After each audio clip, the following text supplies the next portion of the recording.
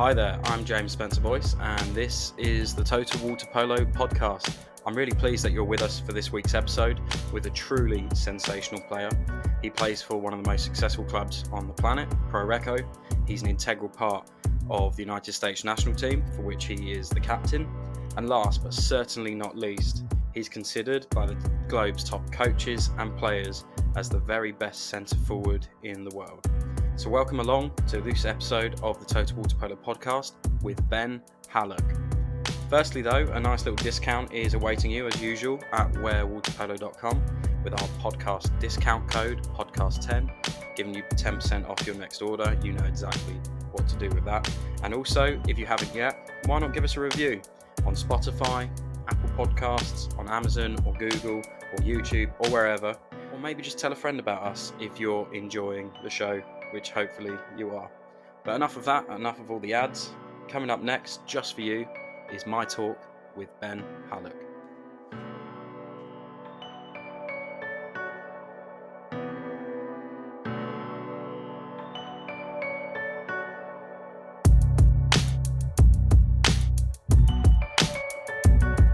Welcome to the Total Waterpolo Podcast, Ben Hallock. How you doing?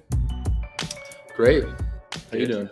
Yeah, I'm well, thank you. I'm glad we finally got you on the show after a few weeks of me nagging you because you've been traveling. Do you just want to tell us where you've been the last few weeks after Strasbourg? Yeah, we finished up World League in Strasbourg on the 27th or 8th, I believe, and then I went with a couple teammates on like a little 6 or 7 day trip. Just took a train from Strasbourg to Paris for two days, then to London for 2 or 3 days, and then we finished the trip up in Amsterdam for a couple days. So it was a lot of hectic traveling, but super fun. That does sound super fun, to be fair. Okay, well, we'll now talk about something that is maybe less interesting than that, but hopefully it'll pick up as the podcast goes on. But do you mind just telling us, the listeners, what perhaps prompted your kind of entry into water polo? How did you get into the game when you were younger? Yeah, I started playing the game when I was, I think, 10 years old. I was pretty deep into club sports and basketball. In the U.S., I was playing baseball as well. And, every sport, every coach wants you to specialize so early. And so I started, finding myself, going to travel tournaments already for basketball and baseball. And my parents, sat my sister and I down and said, before we specialize completely, before you commit to one sport completely, we want you to try something else.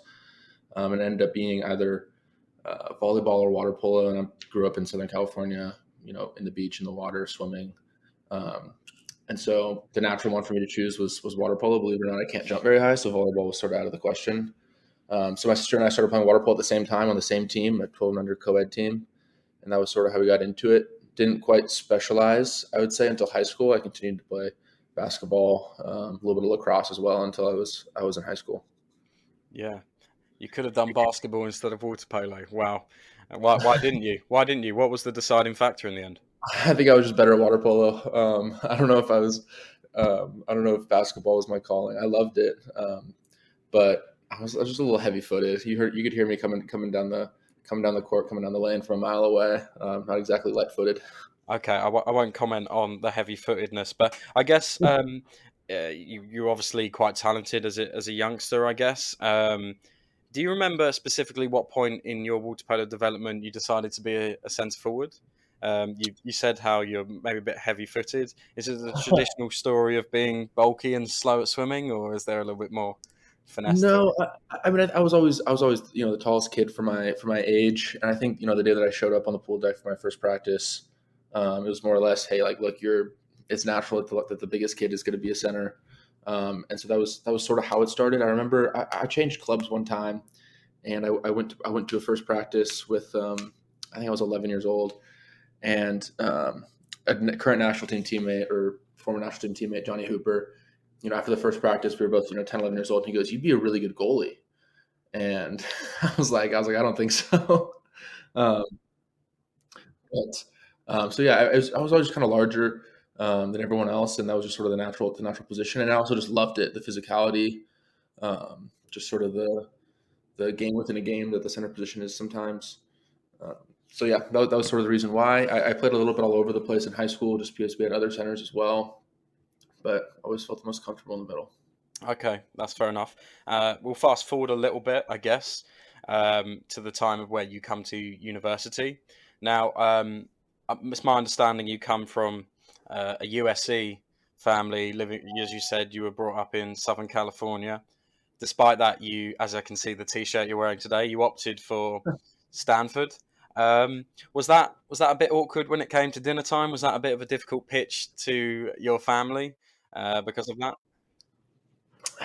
Not exactly. I mean, as I got older in high school, I always, grew up going to USC football games with my dad, going on the field sometimes. And so that was always super special. And that place always had a very special place in my heart. But as I got older, I was just looking for the best fit for me, the best guys that I got along with in the university. And so, when it came time for me to decide, I wouldn't say there was any real pushback. I think maybe when I was younger, they were like, "Oh, USC's a great water polo team; he'll go there." But when it came time to decide, it was pretty clear that Stanford was going to be the best place for me. In the pool, out of the pool. So it wasn't exactly awkward, but I'm sure at some point they would thought, "Oh, he'll for sure. Maybe he'll go, maybe he won't." But not awkward at all. Of course, they're now cheering for Cardinal instead of the Trojans. But Yeah. how much, obviously, when you go to university in America, it's kind of hand in hand, the academic side and the sports performance side. How much do you think your time with Stanford, although it was cut slightly short a little bit, improved you as a player? It's going to playing a sport at a university. It pushes you to so many different limits than it's similar to high school, but it's a whole other level as far as just the responsibility you have. It's obviously the first time moving away from home, and now you're part of a team. You're choosing what you want to study. It's just such an interesting time in your life and so much responsibility that you have to take on, which I think is just awesome and helped me grow so much as a person, especially being at a place like Stanford. The academics, the professors that I had, the people that I was just in the classroom with, sometimes a little intimidating. It was more intimidating walking into a classroom than walking into the pool at Stanford. But it was just an incredible growth moment period for me. And, being able to practice with some incredible athletes every day. The facilities are unbelievable. Probably the best facilities that I've, in the world that I've ever been at to this day are the one I got to use between 18 and 22 years old, which is, I wish I still had access to them, but it's something that you have to appreciate in the moment and something that helped me grow, I think, tremendously as a player. Yeah, and as you kind of said, playing at Stanford puts you in the shop window. A great university, great history, great players, great facilities. It's inevitable that a decent centre forward, Ben Hallock, playing for Stanford, is going to come up on the radar for the national team.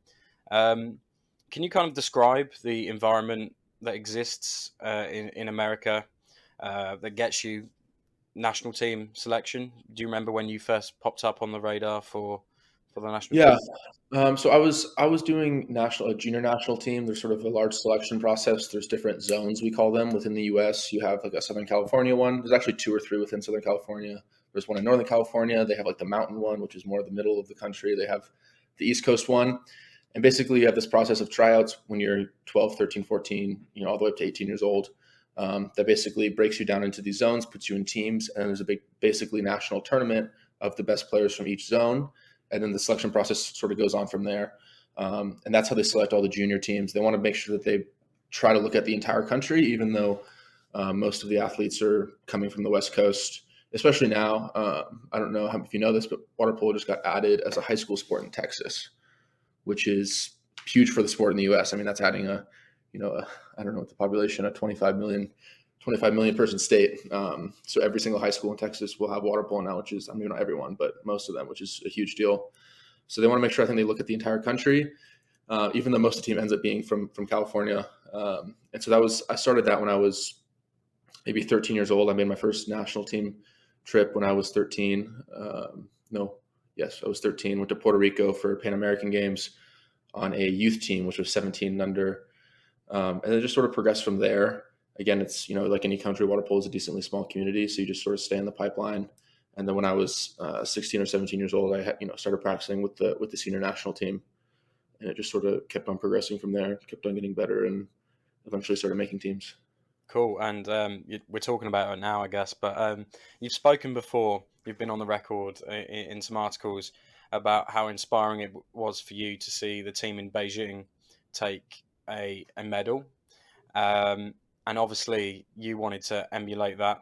You broke through, as you said, when you were 17, maybe a bit younger, maybe a bit older, into the US national team, and of course went to Rio as a teenager. You were in the team for World League a few months before, but were you expecting to make the team at the Rio Olympics? Um, if you had asked me 3 4 months before the Olympics, I would have said no. But then I would say, it's tough when you're in high school. It's not exactly like college. You can't drop out for a quarter, or a semester, and go train with the team. It's especially the high school that I went to. It's you miss more than a couple weeks of school, and you can't miss any more, or else you might not kicked out, but there might be some repercussions. So yeah, if you'd have asked me, no. But then as I finished school and as the summer progressed, I would say I don't know if I surprised myself. I would say I surprised myself a little bit, and probably some other people as well. And by the end, during World League, I believe we got second at that World League in Guangzhou in China. I would say at that point I probably expected it, but again, I was still extremely unsure. Had never really made a senior team at that point, so definitely a little bit of surprise. But by the end of it, I would say I expected it of myself a little bit. And what were you feeling when you were told that you were going to go to Rio? Um, I would say a sense of relief and also a sense of added pressure. You just accomplished a life goal, but at the same time, one of the trickiest things is making an Olympic team and then being, accepting that you just, hit a goal of yours, but then that goal doesn't, you have a bigger one in front of you. And obviously Rio didn't go the way we wanted to. So it was a bit of a bittersweet feeling. You accomplished this incredible thing, representing your country, being Olympian, something that's with you forever. And then you have a subpar performance, so it leaves a little bitter taste in your mouth. So it was a mix of emotions, I would say. Yeah, as you've just alluded to, it didn't go entirely the way you wanted. Part of that was circumstantial. You had some unbelievable teams in kind of a group of death, really.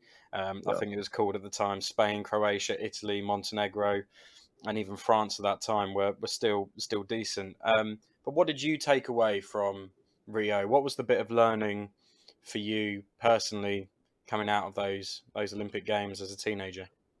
Um, you just introduced this whole other level of I would say intensity. I played World League before, and I had been training with the national team against these other teams, and you just saw this new level of physicality, of energy, attention to detail, and yeah, I would say that was the biggest thing. Is even though you've played against these guys before, the level of the game, the level of their play can always get a lot higher, and that was something going into that was helpful going into the Tokyo Games, understanding that, not to be surprised by it, but you learn a lot more from when you lose than when you win. So it was just, I sometimes I still pull up some of those games to watch, and I know I was 6 years ago, I was 18 years old, but sometimes I still pull them up to look at them and sometimes remind myself what I did right, what I did wrong, more wrong than right.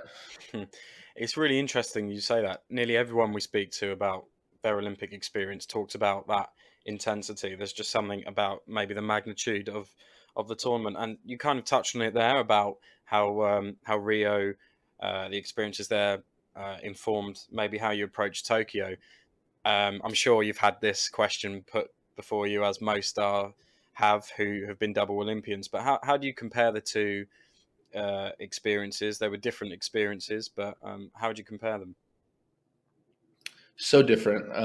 Rio, I was almost in survival mode. Like I try to think back into Rio. I was 18 years old, the youngest on the team, just trying to get through every moment. And I wouldn't say the best organized Olympics. There were some things about it that just didn't go super smooth. I remember, this is the strangest thing. We in the shower in the village, we'd get in and we'd have to turn on the faucet for the sink in order to get the shower to work. And it was only scalding water, just such hot water.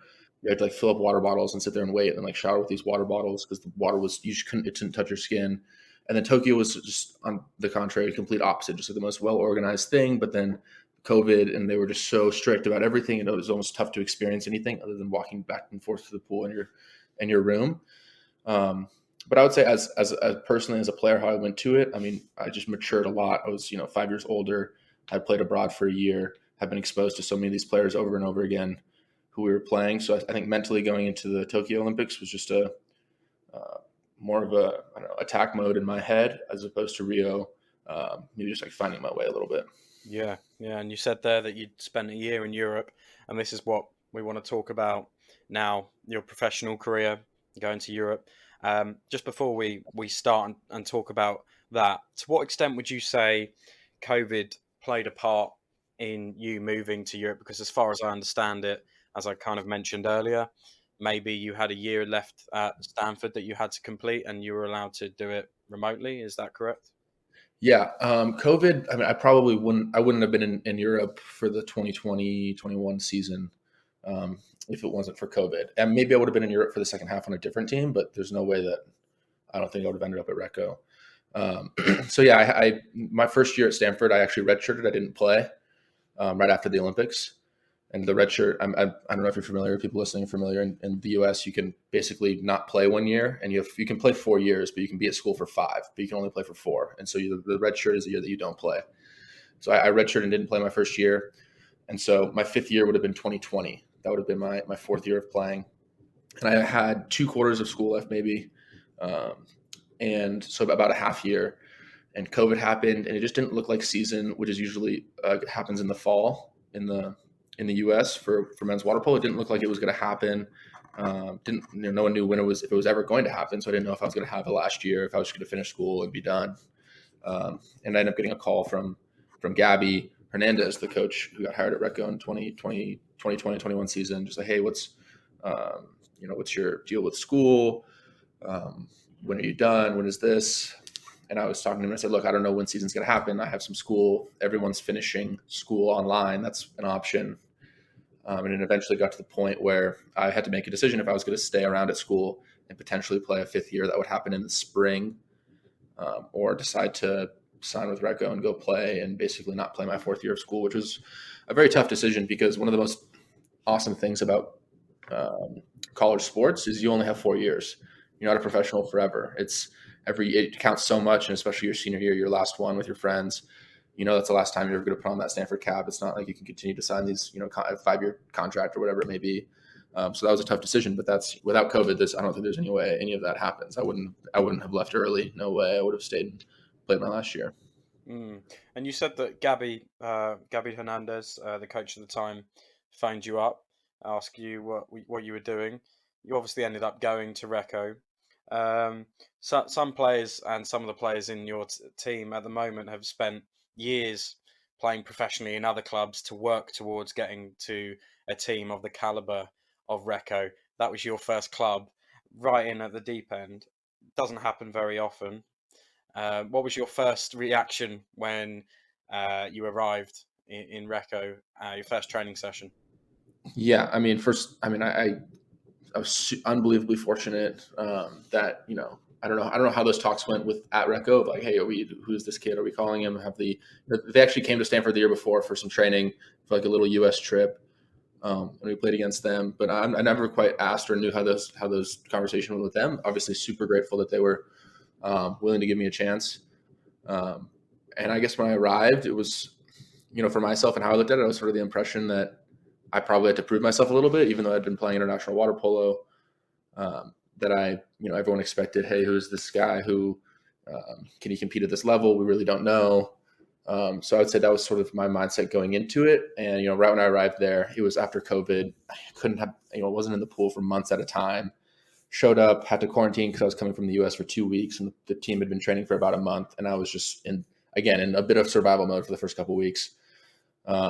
Just trying to not embarrass myself and get through it. But, as I got my body back after COVID, just started being a lot more comfortable in the water with all the great players that were there and that were on that team and are still there.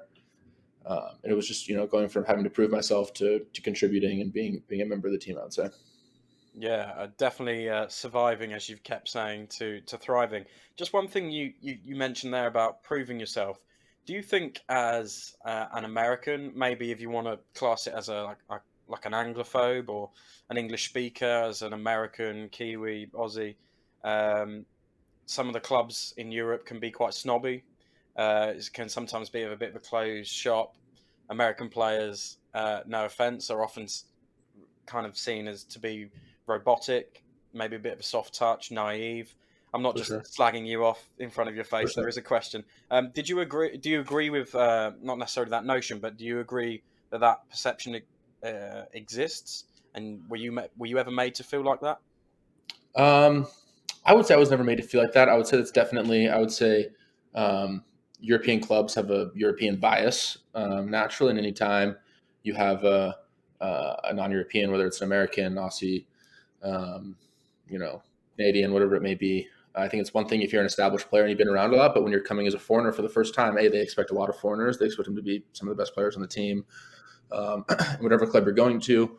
And a lot of the times, you do well. It's fantastic. You don't do well. Sometimes it's kind of on your shoulders, and the next year you're probably on to the next team, which what you've seen a lot with non-European players. Um, I would say I did experience that stereotype a little bit when I arrived. I wouldn't say with Recco, but you can just see it. When we were playing other foreigners, how they would talk about maybe a non-European foreigner on another team, like, hey, we can take advantage of him. He's not used to this water polo and whatnot. And I would say yes, I would say it exists. I wouldn't say it's as bad as maybe people think they are. Because when you play, there's still a lot of good players. You play at the Olympics, you play at the World League. It's not like all the non-European teams are getting last place, and we've still been able to beat some teams and show them that potentially that teams outside of Europe can still be really good and produce good players. So yeah. They might think about targeting you and taking advantage, but it became pretty clear you settled in really well, and the last two seasons have been There's been some absolutely fantastic water polo from you at centre. You're now considered to be the best centre forward in the world. When you hear things like this, does it give you a bit of confidence, not arrogance, but does it give you a bit of swagger in the pool when you know that you are one of the best, world class performer in your position?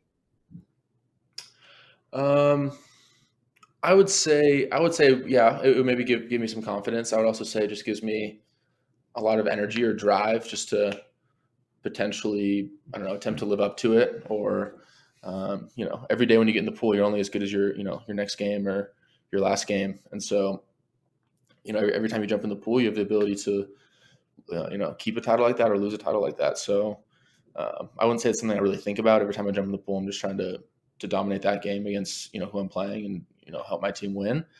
But I would say, it's not something that I hear very often. I think, it's not, I'm trying to help my team win no matter what and be the best player that I can be. If that ends up being, one of the best center forwards in the world, it ends up being that. And so I would say just, it definitely motivates me just because I'm trying to be the best version of myself. Yeah, so that's what I'll say. Definitely motivates for sure. Yeah, yeah. We've I would like to talk more about Recco actually, and I think a good place to start here is a question from Nicholas Prosciuti. Normally we deal with the questions in part Oh, two, but God. I'm breaking with format What? totally here. It's not that bad, but he asked, who taught you Italian? Um, Also, there's a question here from the Sparkplug One, who kind of on a similar note asks, "How do you play and practice on a team that speaks a different language?" Did Nicholas teach you Italian, or did someone else teach you Italian? I would say Nicholas played a big role in teaching me Italian. It What kind was of words did he? What was the first phrase? Do you think, or can you not repeat it on the podcast? no, yeah, phrases from Nicholas. I don't think I can say on a broadcast on a podcast because I'm sure some people listening might speak Italian as well. But I mean, one thing I loved about with Nicholas is right when you come, it's really hard because people want to also practice their English with you, just because not oftentimes do they have a perfect English speaker on the team. And one thing I always appreciate about Nick was he always just wanted to speak Italian, even if I had no idea what he was saying. He would always just try to describe it in a different way. And he's a very good friend of mine. obviously going to play with him for a few more years, and having him speak Italian to me in the first year. Of course, it was a little rough. Probably the first 5-6 months, I was just looking at him with a blank stare.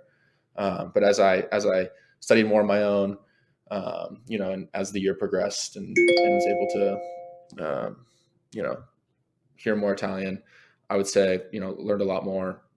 And at this point, I'm never say I'm fluent, but socially I'm a lot better. Talk about anything I want really with Nick or any of the other guys. So I would say, yeah. Cool. But Nicholas, I'll give Nick the credit there. Yeah, fine. It seems like he was fishing for that, so Yeah. he's got it. But for some reason, my show notes are kind of a bit jumbled. But just going back to Pro Recco and the experience that you have, obviously a top club. No, that's a gross understatement. It's considered maybe the Harlem Globetrotters equivalent of water polo, normally with the world's 13 best players, particularly when it comes to European competitions. But what would you say about the environment in Recco? You touched on Stanford, the facilities, the culture, great. Would you say that is replicated in Recco? For example, does Recco have the 13 hardest working players, or are they just naturally talented, or what's the culture like? I can only speak about the Recco that I've been there for the last 2 years, and I would say both years the group of guys that we've had has just been incredible. Like how tight knit they are. The egos has been pretty much non-existent, which I think has been incredible, and just like the industriousness of everyone, I guess if you want to say, just how willing to work everyone is. Nobody's complaining. Whatever the coach is pretty much asking is what we're going to do. And I would say, the pool in Recco is, I would say the pool at Stanford is probably nicer, but I would take the pool probably at Recco any day, just with the view next to the ocean. It's probably the most, most beautiful pool that I have been at, and have a privilege to be there for a few more years. And so I would say, the facilities are decently replicated. I think there's some things that, we're lucky in the U.S. with the college system that we have football, and basically they build all the facilities, the weight rooms for football, and all the other sports just get to use them. It'd be like us, getting to use, Inter Milan's weight room, and their facilities pretty much is the equivalent, is how I would say it, or be able to, if you live in Liverpool, use their facilities. So I think it's just a strange thing at university in the U.S., but the facilities are great. The pool is beautiful. I can't complain whatsoever, and the guys have been nothing but fantastic. And your team has been fantastic when it's come to the trophies, Champions Leagues, back-to-back Italian leagues, Italian Cups. You kind of think it's quite difficult for things to get better from here on. But what is the biggest challenge, do you think, for Recco, playing for Recco? Does the team have any insecurities? Do the players themselves, they don't play like it? Do they have any vulnerabilities as a squad, and are you aware of them? I would say the hardest part of, and I don't know if you want to say the hardest part, it's also going to be the best part if you relish it, is just the expectation. Maybe every club goes into every year saying, hey, we want to win everything, but it's a truly like expectation from the rest of the water polo world of Recco. Like if Recco, it's like the Yankees, or it's, if they lose, then it's a big deal. If they win, it's like, okay, maybe that was expected, which is a lot different than a lot of other teams. It's, if they win, it's a huge success. And obviously for us, winning is a massive success. I'm not saying that it's just an average year or whatever. But I would just talk about maybe the expectation from the water polo community. And so I would say managing those expectations and sort of relishing it, and being able to enjoy it and enjoy the work and enjoy the games, even when the pressure's there, is probably a special trait that, a lot of the players there have gotten used to. And it's something that, I've had to get used to, and it's something that I've been able to enjoy. Being the bad guy a little bit, you can sort of relish in that. Yeah. Maurizio loves winning the Champions League, and there's no doubt about that. And obviously, you've spoken a little bit about the coach. Your coach this year is Sandro Sukno. Everyone's well versed in the story surrounding him. But what's it like to be coached by Sandro? Did you ever play against him or watch him? You might have. I played against him. He probably doesn't remember. I played against him in the summer of 2015 when I was like my first, just like some training in Croatia, and then played against him at the Olympics as well. So I played against him in probably 2 or 3 games and some practices.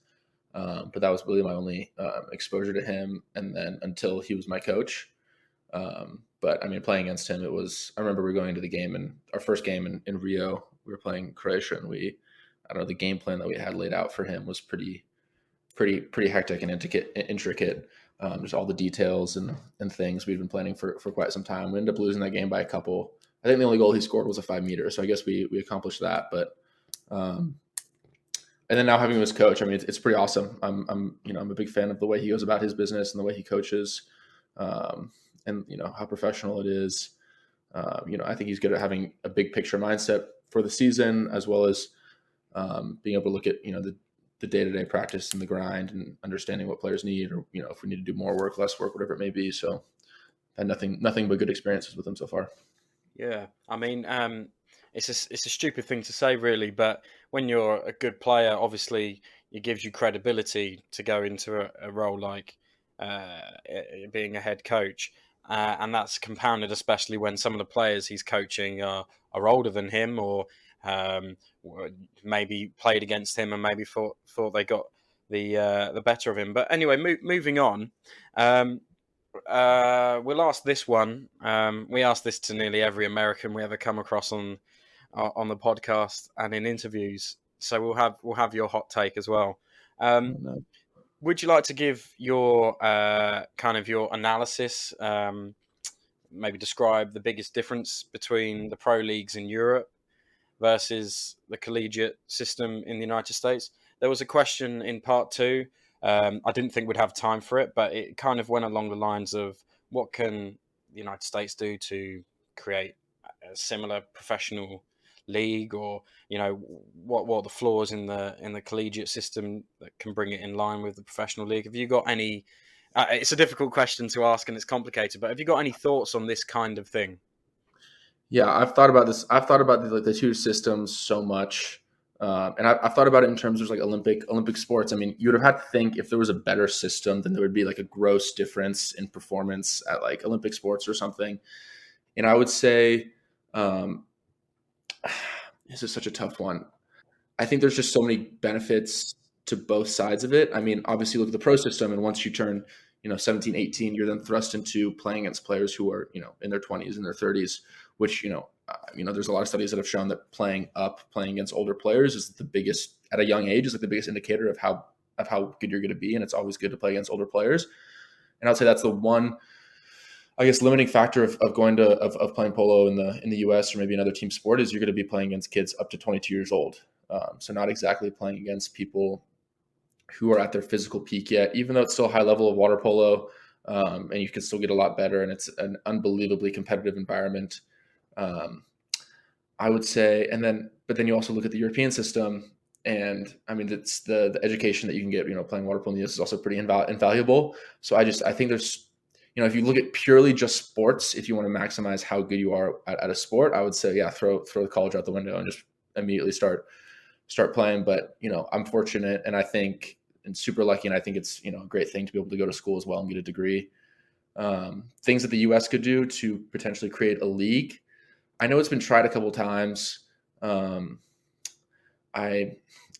don't have the answer to that. If I had the answer to that, I'd probably be working on it right now.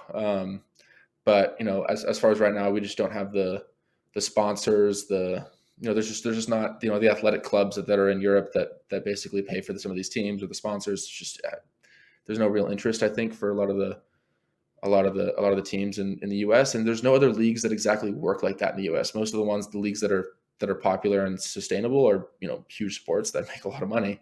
And unfortunately, water polo is not there right now. I hope it will be one day. But I don't have the answer for what we can do in terms of making a league. That's fair enough. There was a lot of pressure put on you to answer a huge challenge. But anyway, we'll talk about going forward maybe this season and beyond. Another season in Recco for you, yeah? Yep. What targets are you setting? What targets are the club setting? What are your teammates setting? Is it difficult to set goals after you've achieved, presumably, some of the goals, the targets to win the Champions League, the Cups? Is it hard to set goals after you've kind of achieved them? I don't think it's difficult to set the goals. I think it's then difficult to then follow up on them and, get back to the day-to-day grind and understanding the work that's needed to be done to get back to where you want to be. So, I mean, if I had to give you the goals, it would be win all 4 trophies this year, the Italian Cup, Italian Championship, the Super Cup, and the Champions League, just like it was last year. But then I think, it's easy to say that, talk is cheap, but I think then following up and, showing up to the pool when we will, in a bit this summer, and, putting in the work and not feeling entitled to anything because you had a good season the year before, I think is the most important thing. And, I can probably assure you that Sandro will take care of most of that. Yeah, I bet. And with regards to the national team, I mean, further afield, we're 2 years out, just under 2 years out from Paris. There's a really positive vibe to the American team at the moment. Great performances at times in Budapest. You were impressed massively at the World League before you went off interrailing around Europe. Some great young players. Off the top of my head, Adrian in goal. Chase is certainly one for the future. Hannes, Alex and Max have been around for a while. Is this the core of the team? Is this the start of something potentially quite big for the US national team heading into Paris? And then, of course, after Los Angeles, you said you were inspired by a 2008 silver medal. Could you be taking a medal home yourself, do you think? Yeah, I mean, I think the most important thing is keeping a group of guys around. Potentially past Paris is probably the most important aspect of that. And that's not saying that we won't do well in Paris. I think we will. We have our own goals for that. But obviously the performances this summer, at times were great. I think there's still just one, speed bump that we need to get over as far as winning a crossover game in one of the Olympic or World Championship tournaments. We've shown that we've always done pretty well at World League. Funny enough, since I've joined the national team since I was 18, I've gotten second 3 times, fourth once, and then seventh once. And so I don't know if that's, Americans are good at swimming in 6 games, 6 days. Maybe that's the thing. I don't know what it is. Maybe we should win all the tournaments like that. But I would say we do have a good group of guys. The list, we have, so many other good players as well that, played really well this year, and a lot of guys who are up and coming can push the way onto the team. Some guys coming back from Tokyo who took a break this last year. So we should have a really good team, a very competitive team to make, and it should be a lot of fun going forward. And I'm really excited about the group for sure. Yeah, me too. And we look forward to seeing what you can produce and what the team can produce genuinely. We're going to head for a break now, and we'll be back with some questions, and there'll be quite a few, I think, after this short break.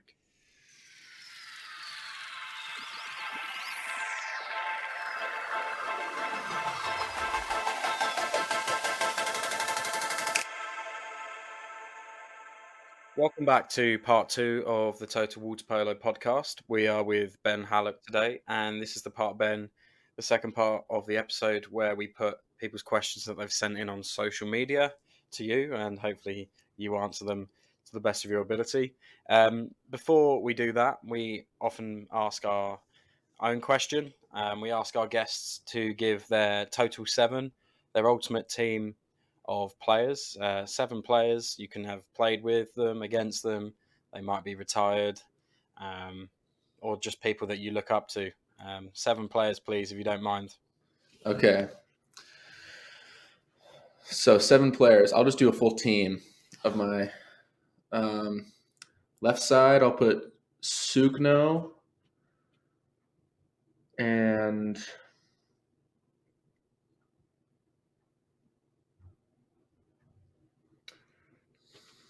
left side, I'll start with Sukno. At center, I'm going to put Boris Slokovic. He's probably my idol.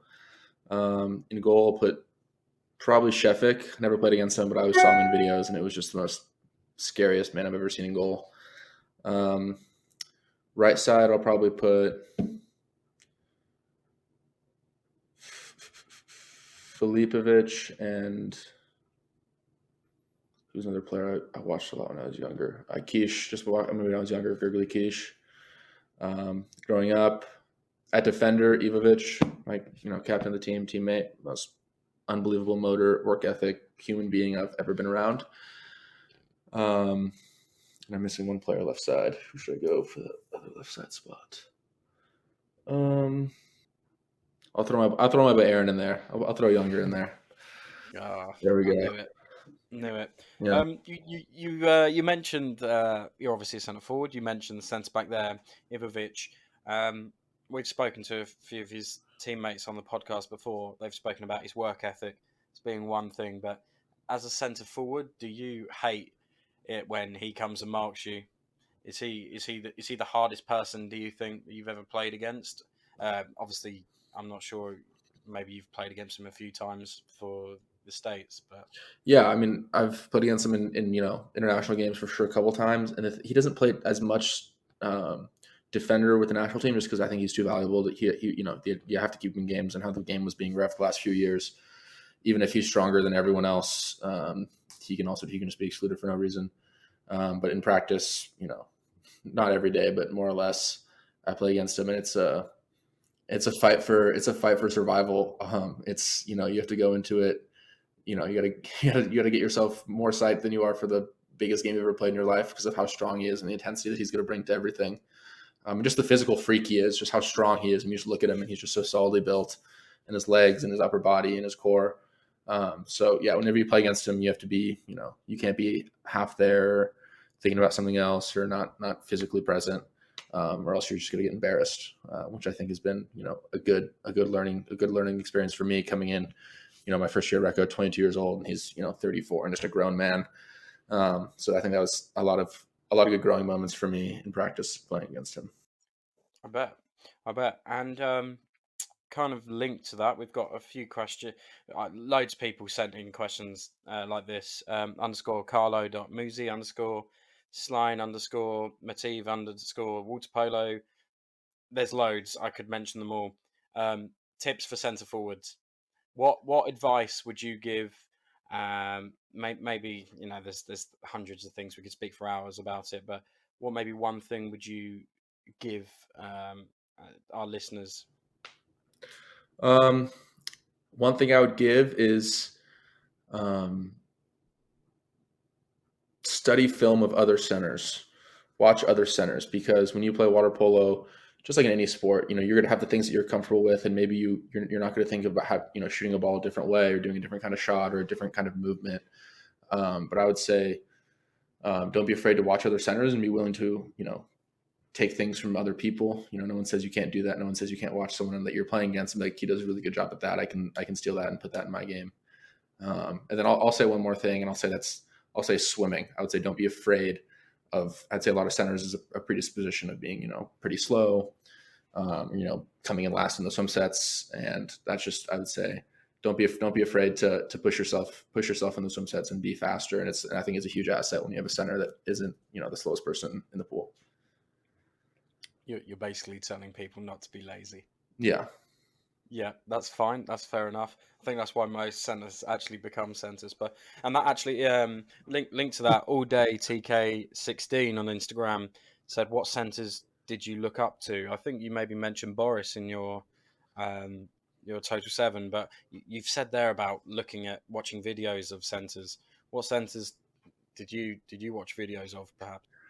Yeah, I used to have a coach when I was in age group water polo, and he used to print out these CDs for me of international. I remember one of them was highlights from the 2011 World Championship games in Shanghai, and it was like this. I think the clips, the videos on YouTube as well. But he used to just give me these discs of these players, and I remember, on that 2011, it was Slokovic was still playing, Pietlovic was there, Ryan Bailey, the American center, also an incredible player.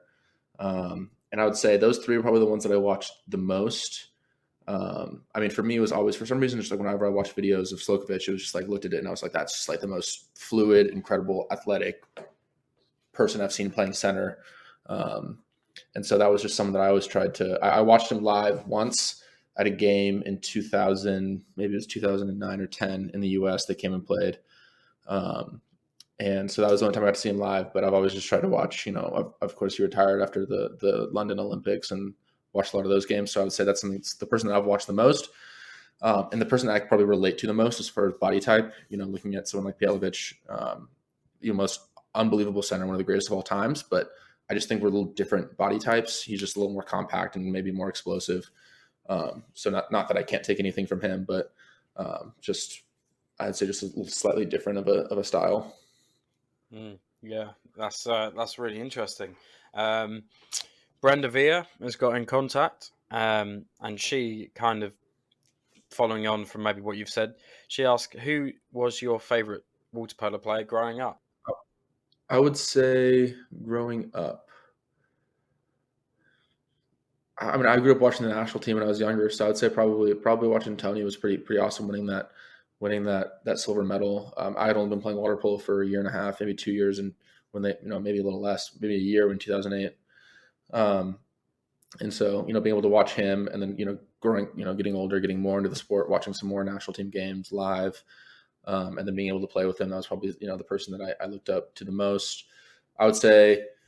I was a big fan of Koshas growing up too. Never got to see him play live, but watched the 2004 game, the end of it, where he I think had um, 2 goal, a goal, an assist, and then scored the 5 meter to win the game. I don't exactly remember what it was, but just I would say, but first probably Tony, just because he was an American. That was a super super cool thing to watch them succeed, and how incredible players he was. But then I would say someone like Koshas was up there as well, even though we play totally different positions, and it's pretty, at terms of what I do now, it's pretty unrelatable. But No, that's fair enough. They're decent role models to be sure. Okay, there's some questions here about college in America. They're slightly different, but they're both worth mentioning maybe together. Camden_Perk says, "Did you ever think you weren't good enough for college water polo?" And Sergio Samada Jr., also on Instagram, says, "What is a good way to get noticed by colleges and universities?" So it's both about college. Did you ever think that you weren't good enough? Did you ever not believe in yourself? And secondly, what is a good way or the best way to get noticed by those clubs? yeah, I think everyone has moments of am I good enough in all aspects, whether it's college, whether it's with the national team. Um, did I have a moment like that? Maybe when I was younger, when I was growing up, and maybe had a game or an experience against a college team when I was 13, 14 years old, and maybe I thought, hey, can I do this? I think self-belief it's a hard currency to come by, but I think it's just something that you need to stick with yourself, even if you don't see the results in the moment. It's something that you need to stick with, and that's if no one else believes in you, you can believe in yourself, and that's really all you need. And as far as getting contact with coaches, I would say recruiting nowadays might operate a little differently with all of the highlight videos and the resources that you can make. I mean, I know in the US we use something called Huddle. I don't know if that's exactly huge in Europe. It's basically a video. It's like basically a sourcing program to college coaches in the country where you can upload your clips, highlight clips of different games and defenses, and you scoring goals or whatever to contact with coaches. And again, it's a pretty small community, so just playing at Junior Olympics in the U.S. is a huge one. Even if you're a foreigner, I would say clubs in the U.S. love having a foreigner come over for a month during season and playing at Junior Olympics. I think there's who played. It was a Hungarian guy, Vigvari. He came over and played. I know he didn't go to school, but it's just like players can come over and play, and there's been different ones. And so I would say getting video of yourself out to coaches is a huge one, especially if you're from Europe.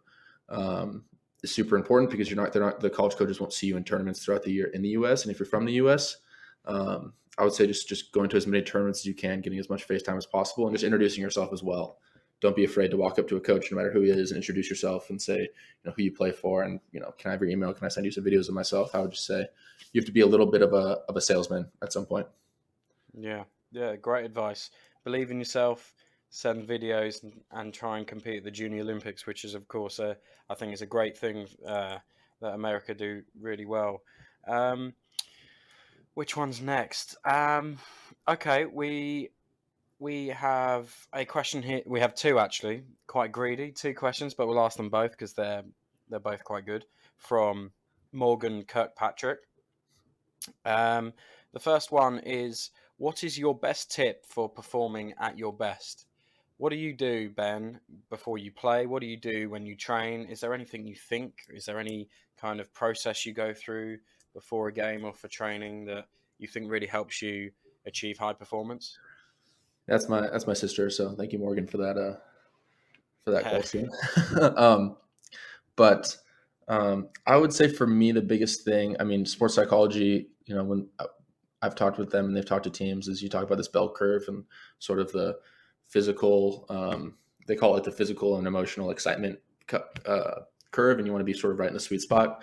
And for me, it's always been making sure I'm high enough up on that I'm pumped up enough. For me, it's never been a problem that I've been, too ready to go. So I would say before practices and before games, for me, it's about getting myself in I wouldn't say angry mindset, but just a sort of attack mode mindset that I'm going to, be the person with the most energy in the pool.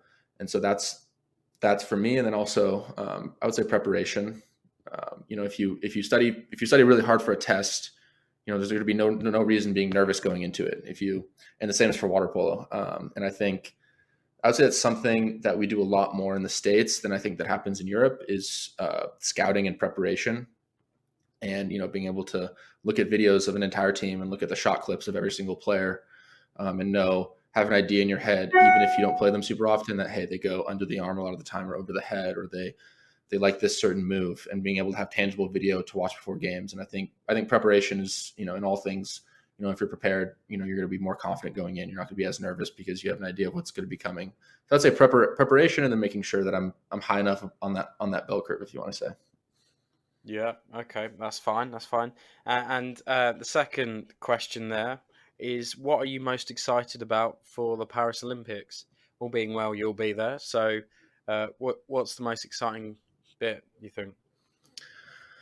I would say I'm looking forward to a normal Olympic experience. Hopefully COVID is, no longer a factor there. I mean, I know in Rio there was the Zika, and it was just a strange, both Olympics have been a little bit of a strange experience with something hanging over it. I would say, yeah, looking forward to having a completely normal Olympic experience, and also just the chance and the opportunity and the honor to compete for the U.S. at the Olympics again, be able to walk during opening ceremonies and see the flag and see the crowd and just feel that emotion of representing your country at the highest stage again.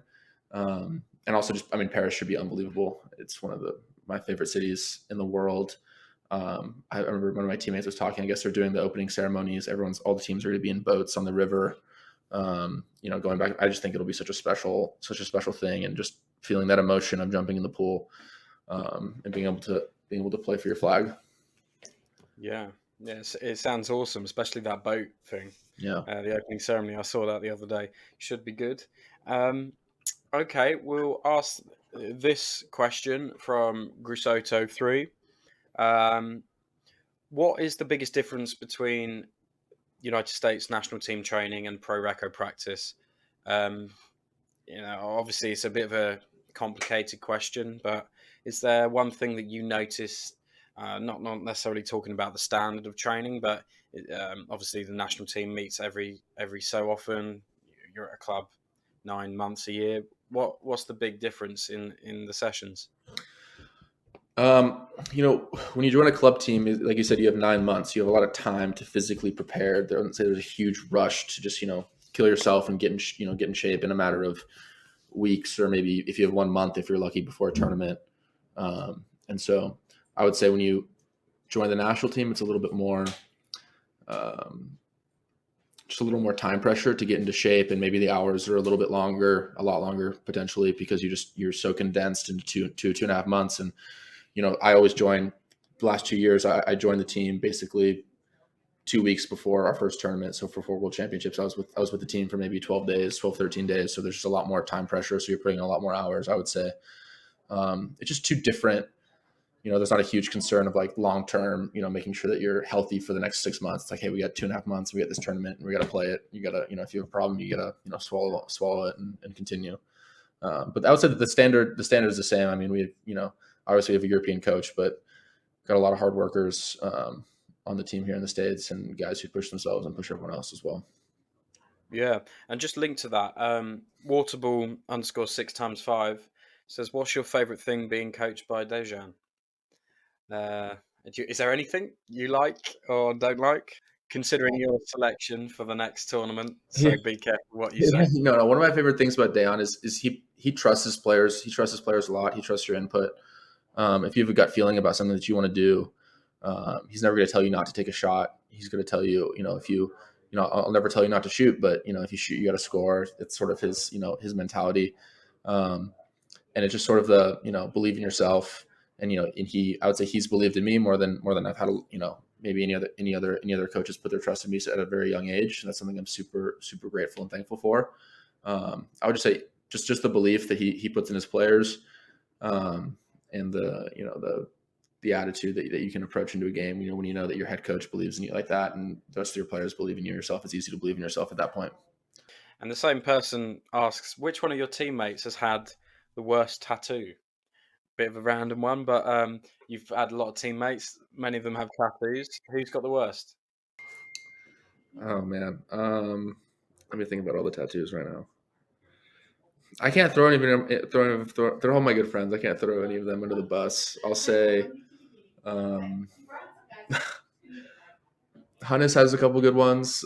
He's got the rings. He's got the Maori tattoo because of his family. Johnny has some ones. I don't quite understand maybe all of Johnny's, so maybe I'll say his, Johnny Hooper.